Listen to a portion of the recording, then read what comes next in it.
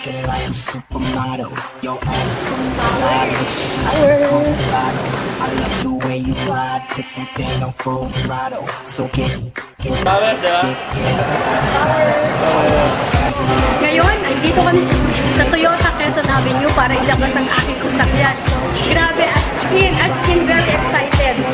troublemaker, and I'm a troublemaker. Throw my hands up if you believe in me now. I keep my hands up and do it all for now. Sing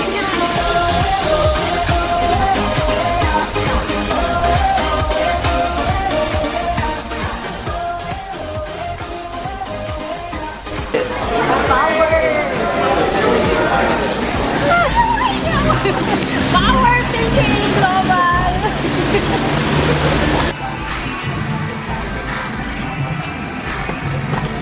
Hi guys! Ito na! As in, masasakyan ko na. Ang dream car ko, nakuha ko na dahil sa AIM Global. Wow! Power talaga! AIM Global, salamat! Ako si Maricel Bawi from San Mariano, Isabela. Grabe, as in, ginawa ko lang to ng 8 months as part-time, ha. Grabe, as in, ang nangyari sa buhay ko. Sobra, as in, nakaka-excite. Hindi ko in-imagine mapapasa sa akin na ito talaga. As in, talagang dream car ko lang to noon, pinangarap. Pero ito na, hawak-hawak ko ng manibela. Alam nyo guys, dati akong OFW, grabe, ang hirap sa ibang bansa. Ang hirap malayo, nasa iyo ang pagtitiis, nasa iyo yung pagsisikap talaga para makuha mo lahat ng gugustuhin mo. Kaya kayo, china-challenge ko kayo. Kung narating ko man ito, dahil yun, determinado ako. Salamat sa AIM Global na nagbigay sa akin ng magandang oportunidad na ito para makuha ko lahat ng gugustuhin ko. Kung noon, dati nga magsabi yung mga magulang ko na kung anong gusto nila. Naku, ang hirap, pag-iisipan ko muna. Pero nung nakakilala ko itong AIM Global na to, ako na mismong nagtatanong, oh, anong gusto mo? Ading, anong gusto mo?